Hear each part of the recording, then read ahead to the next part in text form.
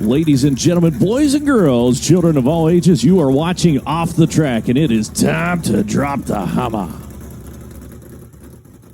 Hey everyone, and welcome back to Off the Track. This is part number 2 of episode number 7 with my car owner, Jimmy Elledge. Part number 1, we talked a lot about his start at the Red Bluff Outlaws, how he got involved in dirt track racing with his dad, how he went from being a local kid in California to a NASCAR Cup crew chief, a winning NASCAR Cup crew chief, I should say. We talk a lot about that, and now in part number 2, we are going to really transition from the end of his NASCAR career to how he bought QRC Karts and formed all the relationships that he did now living in Northern California and expanding his company QRC internationally. Let's get into part number 2. That's cool. So now going from Red Bull, how did you transition out of NASCAR? Because I kind of want to switch gears to talking about QRC, because we're about the time where you decided to purchase QRC Karts. What about 8-9 years ago? Be 9 years now. 9 years. And how did that come about? I know you obviously started at Red Bluff, the third race there, and that's kind of where your dirt track racing days were. But how did you get to the point of buying QRC? So when you take this journey that I had been on, and you got to do all these really neat things, and then you're at, I felt like I wasn't going to know. I felt like as a crew chief, I knew as much as I was going to know, and I was ingrained as much as I was going to be ingrained. And then now you're at the team that has the biggest budget. It has all the tools. It has all the resources that you could ever ask for. Like, what do you do from there? You know what I mean? Like, you can't even, it's uncomparable. I mean, that team was so far ahead of its time, it was ridiculous. I mean, when you're talking about simulation programs, we had a $2 million simulation program, and we had our own 5 or 6 engineers that were writing our own simulation program. Yeah. Wow. And they were spending 10 days a month at the F1 shop in Milton Keynes with their simulation engineers creating and writing our own simulation program, our own. And I mean, we had one of the scale model tunnels, which, you do wind tunnel testing with a 40% car. Yeah. Well, Red Bull had a 40% tunnel that they didn't use. So we used that tunnel. So you could just go there whenever. That car stayed in there 24/7. Yeah. And they would do all the drawings, because all the parts are rapid prototype. And they do all the drawings and rapid prototype all these parts, and they would fly over there, and our aero guys would stay over there for so many days and then come home and process this information, and other things beyond simulation, like some of the aero stuff that we were doing, and it was just crazy. I mean, you can't, what do you do from there? And then they unfortunately decided they were getting out of racing, and it's like, man, what do I do now? Yeah. So I ended up going to work on an Xfinity team because I didn't get any phone calls, not one. And I'm like, man, what am I going to do? Man, my life's almost over. Yeah. So I got a phone call to go with Justin Allgaier and do the Xfinity thing. So now you're going from a team that had a $50 million budget to a 4-car operation that might have about 7. And it was just so difference of timelines for where I was. And I was just done. At that point, I'm like, man, I'm finished. I got to find what else. What am I going to do next? Am I going to build hot rods? Yeah. Because that was kind of a passion that I wanted to do. But I'm not real thrift with time, so I figured I'd probably go broke doing that. Yeah. It's probably guaranteed I would win. Yeah. And I just didn't know. I didn't know what I wanted to do, and I was just kind of stuck. So I was doing this Xfinity thing, and it was easy, in some aspects, because I had a lot of experience with that car of tomorrow, and that was when it was first introduced. But I wasn't happy. Yeah. And all of a sudden one day I was driving down the road, and Robert Carroll called or texted me, and he said, hey, call me when you get a second. And so I called him, and he's like, man, that was fast. Yeah. And I'm like, oh, I was just driving down the road, thought I'd see what's up. And he goes, hey, I need to talk to you about something, but I need it to stay confidential. And I'm like, okay. And he's like, hey, are you interested in buying QRC? I'll never forget that feeling. I just felt like This might be it. This might be the way to go. I was like, I guess I didn't realize kind of how depressed I was. You're just kind of like, and it's like all of a sudden, what? Yeah. Are you kidding me? Yeah. And I remember exactly where I was. Exactly, I remember every bit about it. And I got this spark. Then you go home and you think about it, and you're like, well, man, how much money is he going to want for it? Yeah. Is it even possible? you know, like, how's this going to work? It's in California. I'm in North Carolina. What do you do to innovate it? Yeah. I got 2 kids, you know. Yes, we're kind of piddling around with the go-kart stuff. And, you know, we were racing box stocks with Carson at the time. So, you know, we were kind of familiar with things. It wasn't just coming back into it blind. Mm-hmm. But yeah, and then, you know, it took that was the first year of the Xfinity thing I was doing. So it was about halfway to 3/4 of the way through 2011. And so we started conversations, and I came out here to watch a couple races. Yeah. Meet with Robert, and you know, I'd hang out with Carl and you know, Aaron and 9B and Trenton and all them. And, you know, I'm just out here. I'm watching a couple bored. races. I'm just watch a couple races. And then Robert and I'd meet, you know, late at night and sit here and talk about it. And I mean, if I know you guys remember, like, it was probably one of the best kept secrets. I mean, It was. Yeah, because it was kind of a surprise when it was like all of a sudden QRC sold. It was 18 months that In the Robert works? and I in the works to get it done. That's crazy. And like I said, nobody knew, you know. And so I got down to, okay, I'm going to buy it. Okay, the funding is, you know, there. All the papers are, you know, everything's agreed upon, like, you know, and it's ready. This is happening. And then I get called to the office. Or no, not called to the office. I was at Phoenix, and Kyle Larson had run a couple truck races for Turner, and that's the team I was working for. So I think we're at Phoenix, Arizona, and Kyle comes walking in the lounge, and he says, "Hey, I need to talk to you." And I said, "What's up?" He said, "Hey, I got this deal done. I'm going to run Xfinity for Turner next year, and I want your team. I want you, and I want the 31 team." I'm like, well, ain't this just perfect? Yeah. You know, here comes someone who obviously had a lot of talent and the same kind of background and things that I've done, and a California guy, and someone that you think that you could, you know, Work with, and we could be successful. you Yeah. know? But I just didn't have it in me anymore, you know, and I was like, well, ain't this about par for the course, you know, of the people that you wish would have landed in front of you 10 years ago when I had this uncontrollable motivation, The drive. you know, to do this. I'm like, I said, I wouldn't do you a good job, and I wouldn't be doing QRC a good job if I tried to do both of these things. Right. I said, so I'm buying QRC and I'm moving to California. And he's like, what? I said, yeah. And he goes, I said, don't say nothing, because, like, I'm leaving after Homestead to go sign the papers. But when I leave, I'm leaving with a suitcase. Yeah. And I'm not coming back, you know, for a little while. So after Homestead, I had my plane tickets all bought and talked to Robert. And he's like, well, I was coming the next week. Robert's like, no, I got to have you here the week before. He said, I'm going to be gone. So I flew here on a Wednesday or I think a Wednesday. I got here Wednesday night, and I pulled in the parking lot over there across the way and parked right in front of the Salco shop and walked across, because Pete was in that decal shop back there, Pete Johnston. And I walked across the parking lot, and Robert's like, hey, he goes, hey, all right, let's go talk to everybody. Yeah. I mean, I just pulled in the parking lot. Yeah. So we walk over to the fab shop, and he calls everybody together, and he's like, hey, you guys know Jimmy, right? You know, you've seen him around.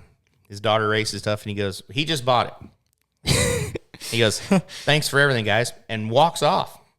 And I'm like, you know, and for the several hours I was driving up here from Sacramento or San Francisco, because my plane got hung up in San Francisco. I was supposed to fly to Redding, and I got fogged out, so I drove from San Francisco. Yeah. And I'm like preparing this. That's probably not how you envisioned it to go. No, so I'm like preparing this, you know, this heartfelt speech, you know, that I'm going to try to introduce myself to these people. But he caught me so far off guard by that. I was like, what do you say to this? And, like, I remember looking around, and, like, Jack, you know, Jack, the welder guy, like he's like looking at me with this look like I think he's going to kill me or something, you know, like staring at me. Like, these guys are just dumbfounded. Pissed, yeah. They have no idea what happened. You know, they just got blindsided. So I'm like, you know, I don't remember what I said. It was probably stupid, but it was like, you know, hi guys, I hope to do a Good job. good job, and can't wait to get to know all you guys. And, like, I remember walking out of there going, holy smokes, this is nuts. Like, what just happened, you know? Yeah. And I remember that day I sat over here with Carl the rest of the day, and the phone just rang and rang and rang, because it spreaded Like so wildfire. fast. Yeah. And Carl was like, yeah. Oh, he's sitting right here. Yeah. Nope. Robert sold it, you know. But Robert was going to Hawaii. Oh, okay. So I got, like, the crash course on how to do credit card receipts, cash register stuff for Red Bluff, Yamaha, and QRC Yeah. in like a day and a half. And then he left and went to Hawaii and left me here. Like, what am I supposed to do? Right in the mayhem. Yeah. Man, I come off of a pit box calling races. I don't know how to run week ago. credit card machines and Yeah. starting days with cash registers. And I don't know what to do, setting alarms and crap. I don't do this stuff. Yeah. What am I supposed to do? But, and then the most overwhelming thing was I went to the races that first night, that Saturday. So Thursday I remember signed that papers. night. Yep. And I go to the racetrack and I'm just hanging out in the trailer and I could not believe like how much stuff was going on. You know what I mean? Like it was totally overwhelming. I mean, the amount of people, the amount of traffic, the amount of stuff that was being sold and the amount of stuff that was going on and just the internals of that. And like, man, this is nuts, Yeah. But that was my first 3 days. And then that Monday, a drain stopped up and the fab shop had water in it. So that was my first week officially owning the place. The fab shop had water on the floor. Yeah. What was the lifestyle change like from, NASCAR, living back there right in the heart of like asphalt racing, then now to being like in a little town of Red Bluff, California here and just building go-karts? I don't know. I mean, I guess the biggest thing is the things that you get used to. I mean, like the routine that I was in Mooresville, it's like, all my family lives there. So it's like your buddies and we'd have beers in my shop every day with JD and Ace, and we might do a burnout in the driveway and light it on fire, and we might ghost ride some pit bikes or shoot some guns or do some things like that. So when you go change that and go here to where you don't know anybody, and it was just me at my house in Cottonwood, and I was supposed to live with Pete. That was Pete's house, and I was going to be his roommate. And Pete had already moved to Sutter with Amber. And so I was living by myself. I didn't have TV till about June that year. I had like one movie I watched every day. Had one couch, had a refrigerator, and then I don't know, I just worked. So I was just kind of really buried into absorbing what was going on here and learning what was going on here. And then obviously trying to, I dug in right away. I mean, within the first 2 weeks, I was building chassis, trying to figure out what's next, what was next, where we were going to go with that. And Pete Johnston was a big part of that. Pete was over there doing the decal stuff and had a lot of experience with the karts. And so, him and I, bounced a lot of ideas off each other. And every day, like I would go over I was so uncomfortable. I didn't even really know who to go talk to or tell what to do or nothing in the fab shop yet. I didn't know, and I was just trying to get to know people and then try to obviously build what became the Area 51 car. Yeah. Trying to get that built as quick as possible. Which that was like your guys' first big success, I would say. The Area 51, and actually that leads us into having a house cart. I wanted to talk a little bit about that. Your first house cart driver was Logan, that you guys decided, and you built the Area 51. What went all into that and developing that chassis, which for probably a 5-year period was the most dominant outlaw cart chassis until what lately just came out, the Spitfire. So we basically kind of committed to building a frame a week, and Pete was driving it, and Keith Bloom Jr. was the house car driver here at the time, and Pete and I were going to go recreate the world. We were going to build the next great thing. Yeah. And so we tried a few different things and tried a couple cars, and then what became the Area 51 car was a car that we built, and I was going home. So we built the car, and I wasn't going to be able to be here that weekend for that race. And I remember going home, and Pete was kind of giving me updates, throughout the night. He's like, "Man, this thing's badass." And I'm like looking at the lap times, and I'm like, it's okay. We qualified a little better, but I don't know. I'm looking for trophy dash, heat race wins, success all night. And I didn't think that the results reflected it, but he felt strongly about the car. So the next week I was here for the next race, and I come back and I watched, and I was not impressed. By the car. I was like, I don't really see. Yeah. I don't see what you're seeing in it. So I'm going to go build something else. So we started thinking about the next car. Mm-hmm. Well, he had talked me into selling a couple of them to some guys in Texas. Yeah. So Ross Taylor's group and Rusty Taylor and they had a couple of these chassis. And like I said, they didn't have a name yet. We didn't know it's prototype. Yeah, it's one-off stuff. Yeah. So Pete and myself and RJ and who else? A bunch of us went to Texas for the Lone Star Nationals, and we were running those guys' cars. And Pete went down there and like whipped up on everybody with that thing. And I'm like, it was a dead issue. Like it was completely scrap in my eyes. Gotcha. And Pete went out there and just was fast all weekend long. And this is when Colby was actually driving the RFC of Wheelers, because he would run that car sometimes when Mikey couldn't run it. Yeah. And Foster was there with his car with those two cars. And Pete was really the only one that moved through the race. And I was really impressed with that car. And I'm like, man, I probably ought to rethink this car. Yeah. Yeah. And along with, as that's happening, Logan was the targeted guy that I wanted to be our house car driver even before I bought the place. So as I was out here just watching races and spectating, I was kind of searching around for, we were going to try to rebrand this whole place. Yeah. And go a different direction and try to, I had an image that I wanted to try to portray and capture. Yeah. And it wasn't that Keither couldn't do that. I just wanted to change it. Yeah. Something new. To your something vision. new, And yeah. And Keither was doing a good job, and he won the championship for us the first year that I was here. But, we were transitioning in that phase, and he was going to go sprint car racing. So, it was all kind of going to work out. Well, I didn't realize at the time that the house car was not something desired to drive. It was not that. Yeah. It was not that great. Yeah. Of a thing to drive. It didn't, like in the pits, it really wasn't the nicest piece, No. kind of thrown together. And Right. And I didn't, like at one point in time they were, what I mean? Like in probably the early 2000s, but like it kind of tapered way off. So I had kind of, met Logan and really liked Logan. And this is kind of when Twitter first come along, and I really enjoyed like how he handled things. Yeah. And that's really what excited me about him. I knew he was a good race car driver. I didn't think he would be great at Red Bluff, but I thought, he can win at Cycleland. And if you get in a wreck with a guy, you're not going to be mad at him because it's obviously circumstantial. It's not like, you took me out. And I said, I'm going to, rebrand this, we're going to brand this kid, and we're going to go racing. And Amber wasn't really too hot on this idea. And like I said, I don't, my vision of what I was planning on doing and the reality of what was Happening. existing at the time, that was like, nah, that's not that good of a deal, So we had some conversations in the beginning, and there was a couple rough patches in the beginning, that because I wasn't where I wanted to be yet. It was evolving. it's just starting out. Yeah, the engines and stuff. We hadn't got engines yet. I mean, the engines that were here were horrible. Yeah. I ended up sending the engines that I owned from North Carolina out here because they were better than what we had here. Yeah. And it was just a bunch of used up stuff, So we went to Texas, the Cactus Speedway thing, and that was the first.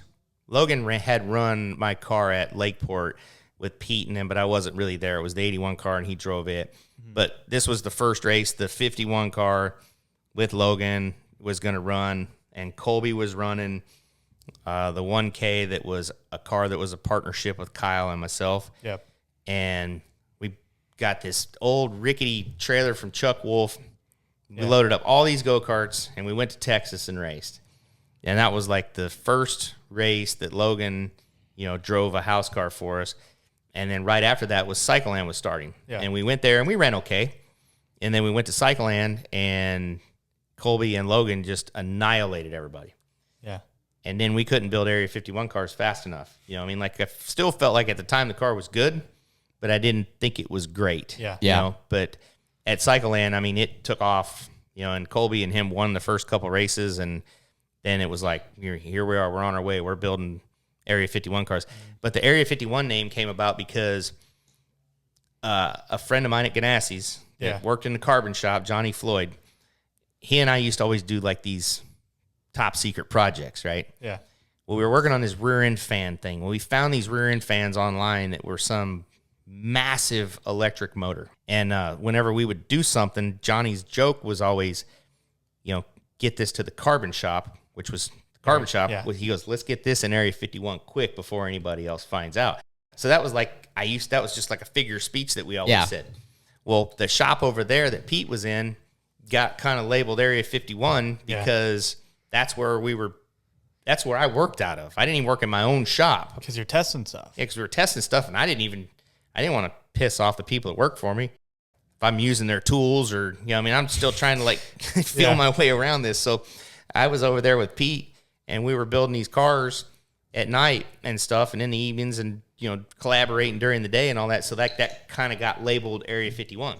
Well, I always liked the number 51 anyway, and my number was 81. So, like, that's why I wanted my house car to be, It's just like a little spin-off of it. And then Colby and Logan are the ones that actually kind of named that car the Area 51 and, like, printed the little stickers for it and designed the logo and stuck them on the cage before we went to Texas. And that's how it happened. But it had nothing to do with the fact the car was a 51.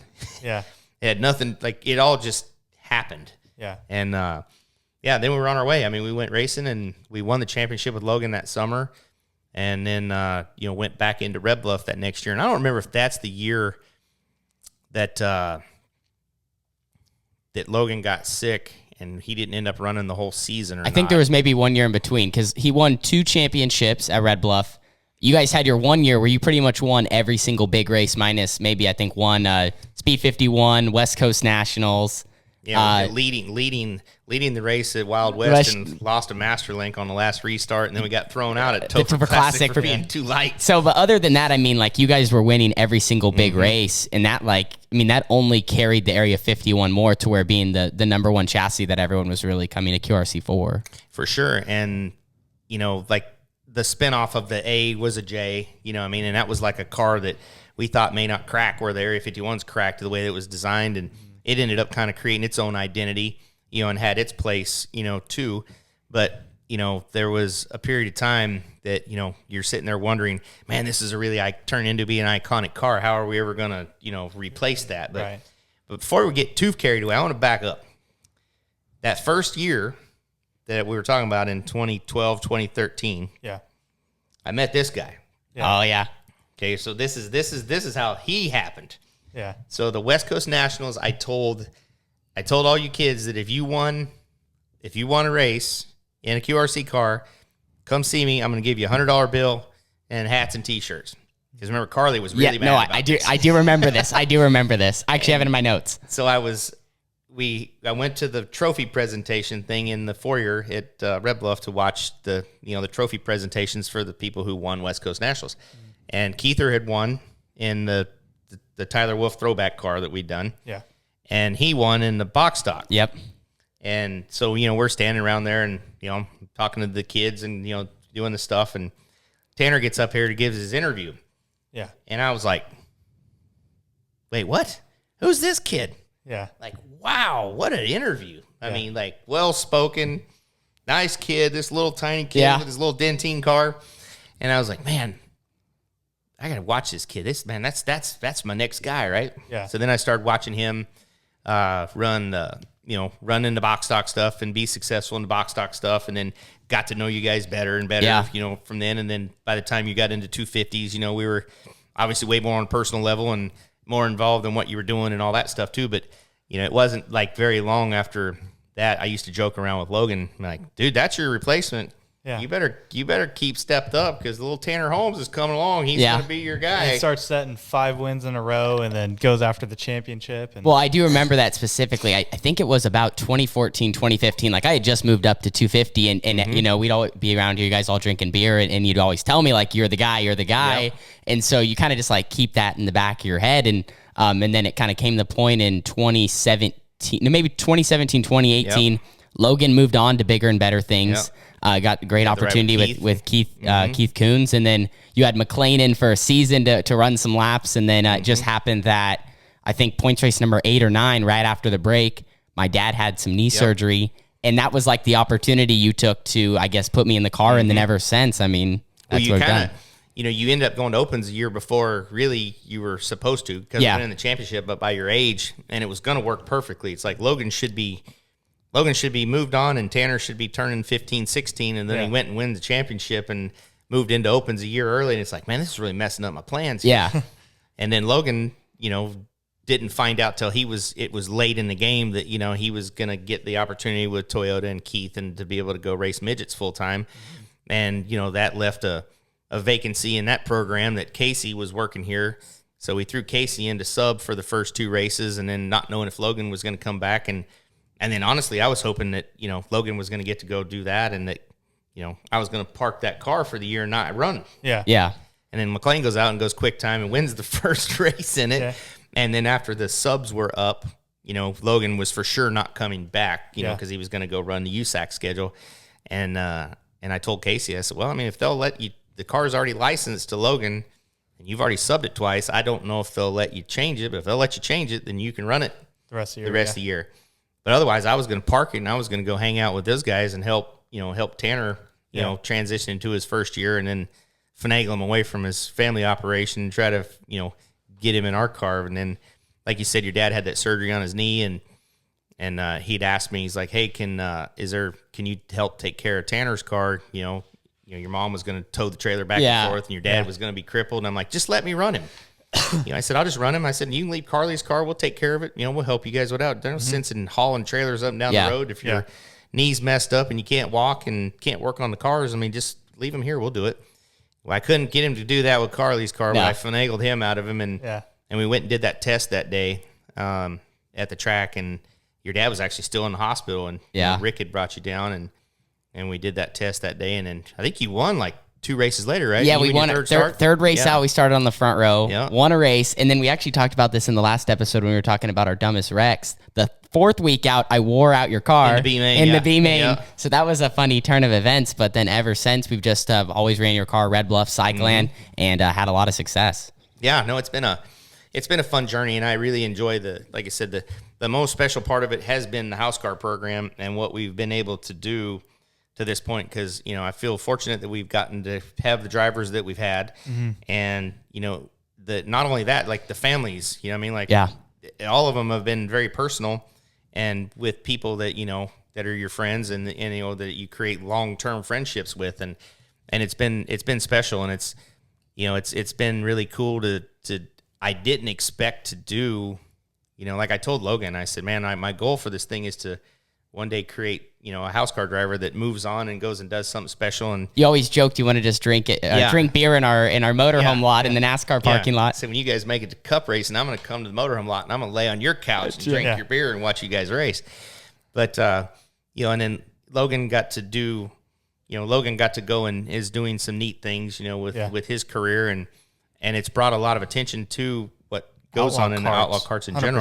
General, and the things that Keith has done with the give back, and with Jesse getting to go run, the full season of Power Eye off of winning the give back race. And, I mean, beyond that, I mean, you still look at Tanner Thorson, what Tanner's been able to do. He's been successful. Kyle Larson come out of karts. Kyle and Rico and Brad Sweet and, all those guys. So it's neat. And all those guys are still, a part of what goes on. I mean, you've been part of one of those debacles we had to do at Cycleland with Kyle and the 12 or 13 cars that we'd run with World of Outlaw guys, and and Brad, and it's actually seeing some of those guys come back and run the cars again is special, because like Brad Sweet, World of Outlaw champ, comes back and jumps in an outlaw kart and runs good, and getting to know those guys like Gravel, that was a neat experience, working with him, see them all rip and all that. That's been a lot of fun. But we've got to do I feel fortunate we've got to do a lot of neat things, and with a lot of good people, and I don't know who's going to be your replacement. I don't know. Well, a quick mention to notice here is, so when Logan took over the house car, that's when you debuted the Area 51, right? Yep. And then when you took over the house car, you were still in the A51, but then during your year, it transitioned to the Spitfire. Landon and myself now running the Spitfire. Yeah, definitely touch on that real quick, because that thing is like the Area 51 changed outlaw karts. I think we're right in the period of seeing the Spitfire really elevate and make the competition better, and take the top drivers of, I guess, our outlaw kart sport where we're at now even faster. Yeah, for sure. And part of the evolution of that thing was you would sprint car race in the summertime, and I would go home to North Carolina, and we'd do a lot of racing around Millbridge and stuff like that, and then go usually try to run Knoxville and some of those some of the bigger races, events, and then come back and be here for the showcase, and that always worked out well. Well, then the one summer I was like, okay, I'm going to come back. And I'm not going to go do all that Midwest stuff, and I'm going to come back and, man, I got to get a new chassis built. Yeah. And I had a bunch of motor stuff I was wanting to work on too, and he was racing sprint cars, and we were at Cycleland one night, and I was running this engine and really couldn't get a feel for what happened. And next thing you know, I see this car cartwheeling through the air and hits the wall and goes flying underneath me, and I'm like, oh my gosh. Man, that was a massive wreck. I hope this guy's okay, right? And come around, and it ended up being Landon in his own car. And go back around there and stop under red. And I mean, not everybody on the show knows Matt Brooks. Yeah. Matt Brooks is Landon's mad. dad. Yeah, Landon's dad. He's mad. He's got a wing pound, and he's ready to beat somebody with this thing, and he's hollering. I'm like seriously concerned if Landon's hurt. you know? And so after the races were over, I walked down to Landon's car, out of curiosity to look at this rubble of wreckage and see if he was okay. And walked down there and talked to him. And, you guys know Landon's just a man of many words. He don't talk a whole lot. I go down, I'm like, are you okay? And he's like, just shook his head. And his dad's still mad. He's stomping around, and he's ranting and raving. And so I'm like, that ain't that bad. Yeah. You can fix that thing. And I'm like, it is bad. But I was just trying to talk him off the cliff. And I was actually running Carson's body. Yeah. Because it was one of the wings I was developing. So I was running that car, the 3-car. And so he goes, why don't you let him run that car? And I actually kind of looked down there, and I was looking at that car, and I remember thinking, it's awful hot. I really am kind of stumped on this engine, and I really want to get this other chassis built. I'm like, yeah, you can run it. I said, but Tanner's coming week after next, and I was going to have him run this engine too. So yeah, you can run it next week or the next race. So I let Landon run it, and Landon was leading the race and blew up. And 9 laps in? Yeah, I mean, it was the same lap you blew up a couple weeks later. Yeah. So I built this engine, and I was leading the race and blew up. And then Landon gets in it. I finished the race the night that Landon crashes. So then I put Landon in it, and then he blows it up. Yeah. And then the next week he comes, does the same thing. He's leading the race and blows up. He's going to win his first cycling race, and this thing blows up. So after that, it just kind of went back sprint car racing, and it was coming to the end of the season. And I had built this car, and I thought, I'll let Landon run it just to see what he thinks about it. And now he's, we swapped some engines around, and actually Daniel had the engine that kept blowing up. So Daniel was running that car that season, Whitley, and ended up winning the championship. And we did that just trying to free up some time so I could work on engines and work on building a new car. And, we wanted some representation, and Daniel and his dad could work on the car. And so we ended up running a full season with the 57 too. So we build the Spitfire, and we build it, with, a couple ideas of some lateral grip intentions. Half the time when you build these things, the intentions that you do don't do what you want them to do, but it exposes things in other areas that you don't really understand why. So sometimes there's reason behind the madness, and a lot of times it surfaces on its own. Yeah. So I built this car and put it together, and it was going to be the next to last points race. And the plan was to run the car that week, and then I had some billet parts that were machined for axle hanger parts. We were going to come back and cut that car apart, put these other billet axle rails on it, and then run it the last race. Well, Landon was going to drive it. So Landon got in it, and he qualified quick time by we ran a 10-0, almost got into the nines. That's a 10th off the Cycland track record. Phenomenal. Mm-hmm. And it was I think Daniel was second in almost a 10-3. Was that one of those cars? That was the first Spitfire I built. Yeah. So we went out for the dash, and knowing what we know now, I mean, the things are way more gripped up. Oh, yeah, 100%. He ran good in the dash, but you could tell he was hustling it, and so we tried some stuff for the feature to free it up some more, and they do their hot laps. He ends up running over Dominic Gordon's right rear and flips it on hot laps. Yeah. I'm not even up there yet. I'm riding up on the quad, and I had got stopped and talked to somebody, and I hear him say the 81's upside down, and I was like, I knew there was 3 81s. Yeah. So I was hoping it wasn't mine. Yeah. And sure enough, they come dragging it in the infield, and the wings sideways on it. The wing tees broke, right front's ripped off of it, and I'm like, well, okay. So I took the bag of tools that I had to go in the infield, and I took them back to the trailer and set them on the toolbox, and I come back up, and instead of going in the infield, I'm just going to watch from outside. Now I'm looking about 3 laps in, I'm like, what the hell? That's the 81. Yeah. Wings all sideways on it, and body's tore up. The tail's about touching the back touching the cage. And so then I'm like, well, all right, I'm going to run back to the trailer and grab some parts. If there's another red, we'll, fix the wing tee and, fix that stuff. So they end up having a red towards the end of it. And I run out there to fix the wing tee, and Matt is still yelling at Landon. For flipping it? Yeah, in the warm-up. You idiot. I can't. I mean, still, like, this is like 10 to go or 5 to go, and Matt's still mad. I mean, he is just ridiculing this kid. And I'm like, man, he goes, you're never going to get to drive for him ever again. You destroyed this car. You're paying for it. I mean, he was just tearing him up. And I'm feeling sorry for Landon. I'm like, man, I don't care. I mean, stuff happens, Yeah. So he ends up running 5th with it. And get With back a at 5th. wore-out car. And I mean, it's junk. Yeah. I mean, it's garbage. I get it back home, and I mean, it's bent. It's garbage. Yeah. Well, I can't do the test that I wanted to do with the axle rails because the car's garbage. Yeah. So I skipped the last race, and we were going into the Red Bluff season last year. Yeah.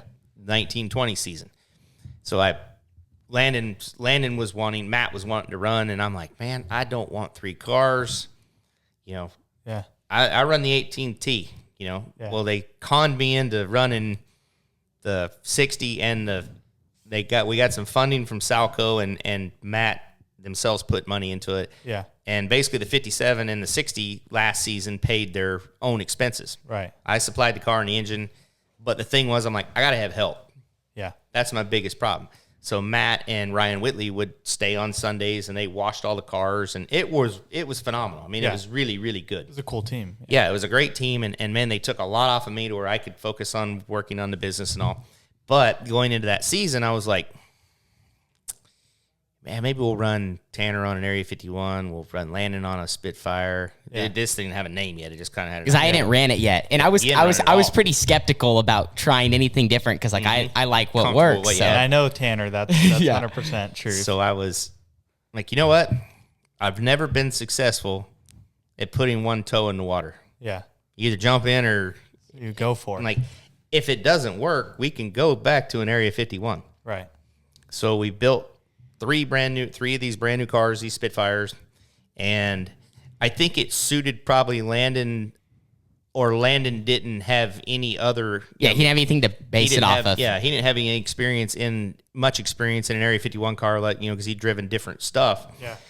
So I think for him, he ran it that one time, and it had a lot of speed, at Cycleland. So he was more, probably, he was more like, I don't know what the word is, but like he was more like hopeful of what it was going to be, or thinking it could be good. To where the other 2 were like, "We're good. Yeah, what do we got?" Yeah.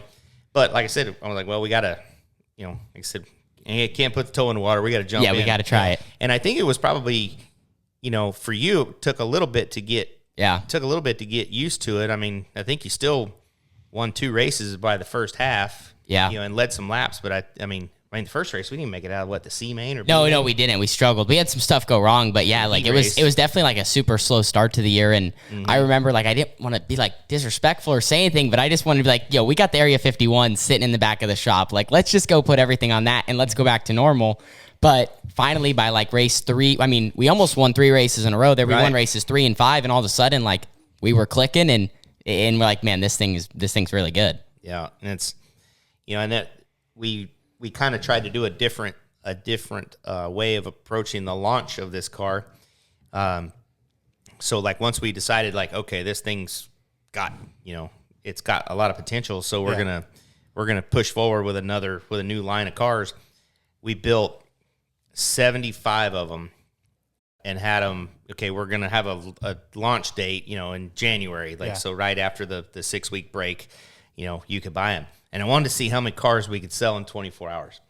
So we had because we've never really planned any kind of sales or anything like this. Drop or anything. Yeah. So we had half of them powder coated. We got them all mixed up because there was 095 cars and 083 cars. Well, the powder coating would build up around the back of the frame rail, so you couldn't measure it. Yeah. So we had to weigh all the chassis and make sure we found the ones that were 095. So we had this debacle of trying to make sure the 095s and the 083s. So we had a lot powder coated. I mean, you're talking 40 or 50 chassis were sitting here powder coated. Yeah. So we got them all ready, and okay, we're going to launch this thing. And we sold all of them in less than 24 hours. And then we actually had orders for like another 25 or 30 more of them. So we sold over 100 of them in one day. That's awesome. So where did the name come about, Spitfire? So me and my buddy Ace in North Carolina were talking about, you know, he'll like come up with these random ideas every now and then and say something. And, you know, it happens like a long time later. Like he has a really good idea for a T-shirt that I am going to do, by the way. I just haven't done it yet. Yeah. But we were sitting there one day and we were talking about Kennedy.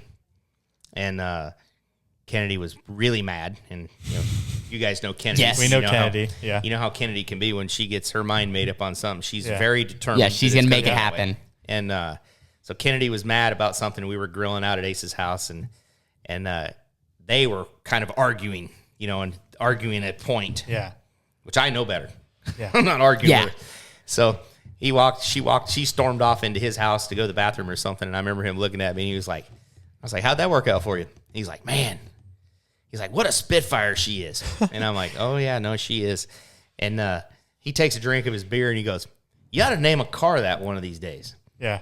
And, you know, I was like, yeah, maybe I will. So it kind of stuck in the back of my mind. And then, you know, obviously the Spitfire is like a old Army warplane, right? Yeah. So, like, I mean, a Spitfire, It's cool. we're at war every day. Yeah. It sounds cool, you know, and everything. What would happen is, like, before we could think of a name of a car, our fab shop or the guys on the phone would end up labeling a car something, you know, like the A90. Okay, the A90 came about because Chance Grasty was the first one to have one. Yeah. And made that car iconic. Went quick time like 13 weeks in a row. Yeah. Yeah. He ran a 9.0, which was the fastest time that had been run in a box stock. Yeah. So Shane Graham just decided it was going to be an A90. Yeah. Yeah. So why not be like a 9.0 because that's what it ran? What? Nope, just an A90. You know, or like the J frame got named after me. Yeah. Yeah. That's how I was say J Yeah, fan it's Jimmy wanted this design change from an A, so they just called it a J. Well, Yeah. we were getting like these names that didn't mean nothing, so I was Yeah. trying to like shift it around and do something just Yeah. different. You know, so I was like, all right, we'll do a Spitfire. That kind of sounds cool.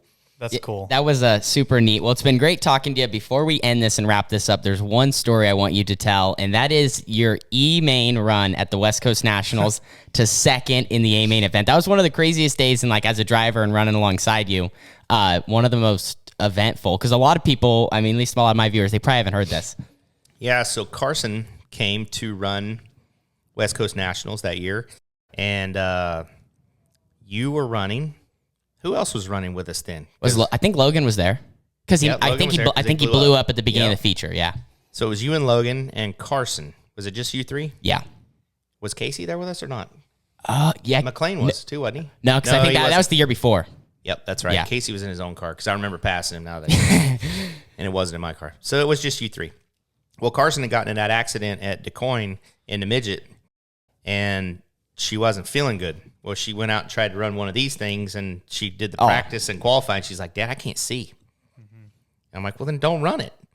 And she's like, well, I'm going to run, because I told her to go slow to run the slow dash. You know, I said, Get some laps. you just get some more laps. You know, it's 20 laps you get to run. It's for $500, and it's just free track time. You know, the odds of making the top 10 are hard. Just go slow. So she went out there and she ran the slow dash, and by then she'd talked to her mom, and you know, obviously as soon as, you know, they wanted her to get out of the car and all that. So she comes over to me, and she was really upset because she thinks I put all this work into it, and she's like, I can't run. I'm like, that's okay. You know, so what?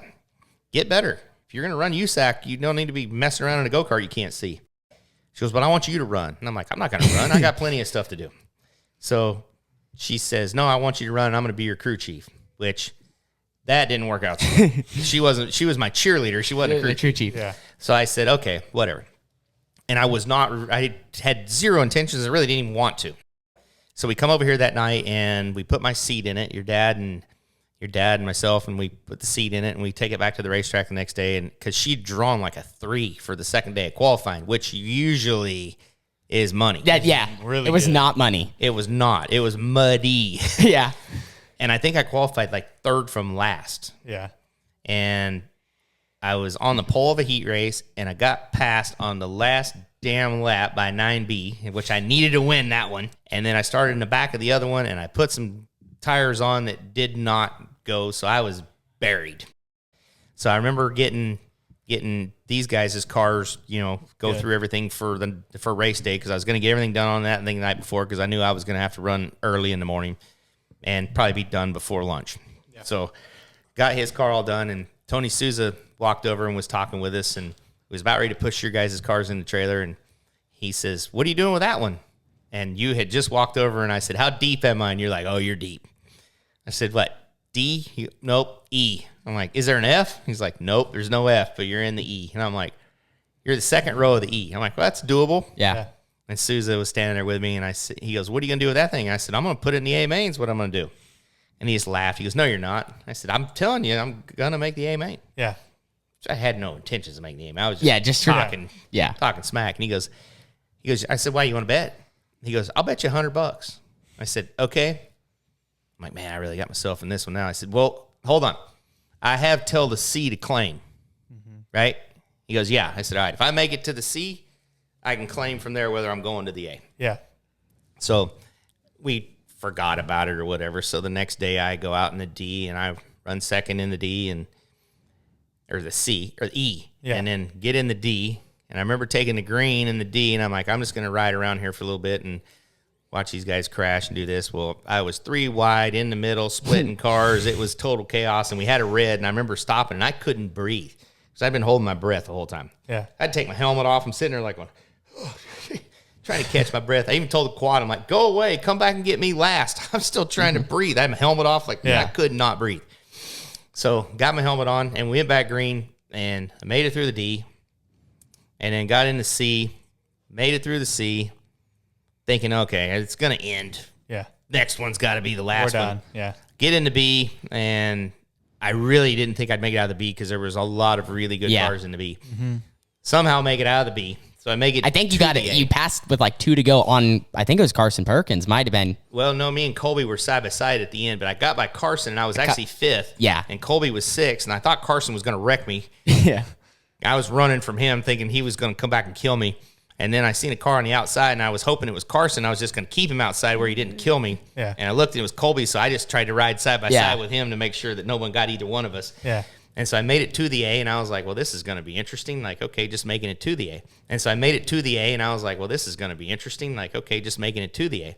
So I make it to the A, and we're sitting there getting ready to line up, and they had let all the cars that were in the pole shuffle. I think 4 of them took the back row challenge, or maybe three or 4 could take the back row challenge for $5,000, and it was 5 and 1,000 to win, so it was $6,000.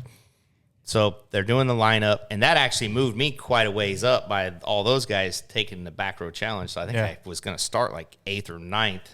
Yeah, anyway, probably. right? Yeah, because I think I was going to start like 10th, and I moved up to like 4th. Yes. So Kyler decides to be gracious and allow me to be part of the $5,000 if I was to win the A main. Mm-hmm. We all laugh about it, like, haha. Yeah. Sure. So we're going along, and mind you, this car was terrible all day long. It was so tight. It was so tight, and I hate a tight race car. It was tight. The motor wouldn't run. I had to clutch it off every corner, and I hate clutching. Yeah. And here we are in the A main, right? Yeah. And like by the A, I didn't even have like tires mounted for this car because I had all the stuff mounted for these guys. So I like had used tires on one side, mount a new one for this one, just like, whatever. If I run all the laps, I run 50 laps. If I make it to the end, great. So we get going along in the race there, and like, I'm pretty good. I'm kind of easing my way through there, but I was trying to take it easy to manage tires to get to the halfway point. So we get to the halfway point, and Logan had already blown up, and Logan was out there talking to me, and I'm like, how's the tires looking? He's like, they're okay. And I'm like, no, seriously. He's like, just run it. Yeah. So I'm like, okay, whatever. So we go back green, and things keep happening and whatever. And next thing I know, I'm like, I'm behind him, and he's second or third. Yeah, second or third battling. And it was Tyler and you and then me. Yeah. So I'm thinking, we got to be getting close to the end of this thing. So I'm like riding around trying to late model drive this thing around here. Yeah. It's all rubber everywhere. So see if I can like try to drive without the clutch because I'm like tired of clutching this thing. Yeah. Well, next thing I know, like I see him get wiped out by Jake Wheeler, and I'm like, holy smokes! Like that guy waited on him and just turned left on him, Yeah. So I'm riding around in yellow, and then I look up, I'm like, wait a minute, I'm second. Yeah. This is second with a green, white checkered, and I'm like, man, I can win this thing. So Tyler was leading, and Tyler and Pete were signaling each other on the wall, and I could see them when I was going down the backstretch. So I was riding around there, and I'm like, man, I hope you don't take the bottom, because I couldn't really run the top. I had too much gear on, and I just wasn't good up there. So I see Pete signal him to the top. Carson's standing next to Pete, so Carson's giving me the rah-rah signs, and Pete and Tyler, getting all their race signals going on. And he said, I seen him signal Tyler to the top for the restart. And I'm like, I can win this thing. Yeah. Like, I can win this thing. Yeah. I'm like, all I got to do is get in 1 and 2 beside him. If I get in 1 and 2 beside him, it's rubbered up. I'm going to go down the back straightaway, and, I'm going to wait way late to turn. Yeah. Like, he's not going to get a good way to turn in. I'm just going to drive it as far as I can, as straight as I can, and turn late, and it's over. But he was much better than I had anticipated, and he drove away and rightfully won the race, but was able to run second, and I got to make Kyler Shaw really nervous that of all the people that he thought he would ever have to pay the back row challenge to, did not think it's going to be you. It was going to be me. But that's awesome. No, that's definitely a cool story, and I think that's probably one of the funnest alphabet soups to watch, for me at least. It had its moments. There was a couple moments in there where I thought I was finished. You know what I mean? Like, and you could go back and try to do that again, and everything has to go right for you. Right. If one little small piece of the puzzle doesn't, you're done. You're out in the C or the D. And it's amazing how I went through that many laps in that many scenarios and didn't have anything go wrong. You know what I mean? And I don't know that would happen again. I mean, because I think the only one real close call I had was when Lucas Ash flipped over the front of me, and me and Tyler McCain got hung up, and that red light canceled out that yellow, so we got to keep our spots. Yeah. Otherwise I probably wouldn't have been able to make it back up there, that quickly. But, it's amazing. Some of those races, I felt like about lap 4, I'm in 6th. Mm-hmm. Yeah. Some of them I'm counting under yellow, and you're like, oh, we're pretty far back. and this is deep, and then something happens on a restart, and You get bumped. all of a sudden you're like, man, how am I 4th? And you're like, I got some speed now. We're rolling. Yeah. So thank you so much, Jimmy, for doing this interview. For any of the thank you a viewers lot. watching that wants to get into outlaw kart racing, where can they find one at QRC, or who do they contact? Yeah, they can call here at the shop, or they can go online. We have a website, and you can order it online. And, we have a lot of dealers around, the United States, and you can get that information from us here too. So, you can call the shop here at 530-527-9199, and we have a sales staff that can, get you guys connected with the local dealers, or you're more than welcome to purchase right from here. Awesome. Well, we'll also have all that information down in the description down below. Anyway, that's episode number 7 of Off the Track. You guys can listen on Spotify, Apple Podcasts, or right here on YouTube every Wednesday at 3:30. We'll see you guys later. Ladies and gentlemen, boys and girls, children of all ages, you are watching Off the Track, and it is time to drop the hammer.